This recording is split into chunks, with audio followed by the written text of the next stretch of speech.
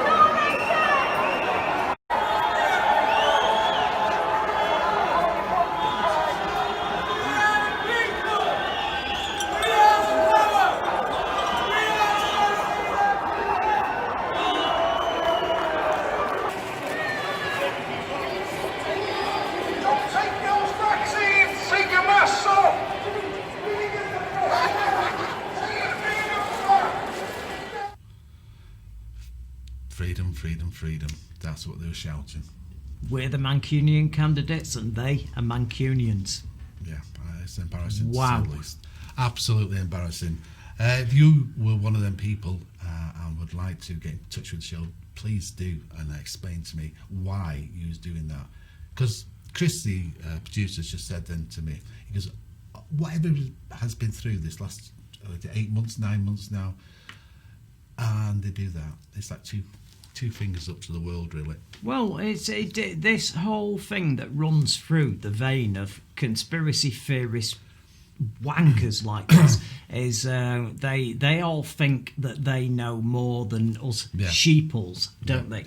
Yeah. They know more. Well, you don't know more. You don't know more. And if you were part of that march, you're an absolute bellend. Bellend, total bellend. It's like this. If you go to East or West Africa, you need a jab. You need a vaccine to travel there. And they're used to that. They're used to that. You go to Mexico. I mean, someone was talking to my son today, and if you go to Mexico, you get certain jabs, certain vaccines, because of lots of reasons. Now, the West has got a disease, and we're like, oh, it doesn't really apply to us because, it's for foreign places. And I've got nanobots running up the veins if I have a vaccine. It's absolute nonsense. But not only that, though, consider this though. If there was something going on about a new world order, I mean, really, the whole world would have to be in on it, wouldn't they?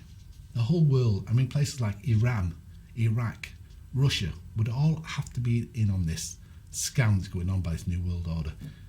Give it a rest. Well, this is the problem with David Icke and his ilk and all these people, and Piers Corbyn and all these people that are appearing at these rallies. They're killing people. Yeah. You're getting people that don't know very much about this to be suckered into a belief system that's clearly wrong. I mean, the scientists know what they're doing. We've got a vaccine in record time. You know what gets me? My grandma, where my granddad went to war, and he was away for 5 years, and she was on her own. And she was on her own, and she just put up with that. And then they were engaged to be married. And then after 5 years, he came back, and they got married, bought a house, which cost them 500 quid. Yeah. Can you believe that? Buying a house that cost 500 quid. And that was it. They went through 5 years, and they got through it. And a lot of people got through an awful lot of stuff. These pussies, can't take 8 months of just having to, stay under control, just not go out. They want the freedom. They don't know what freedom is. They've got freedom because of the people that I'm talking about. My granddad bought their freedom. So many fucking thousands of people bought their freedom during World War II. Sorry about that.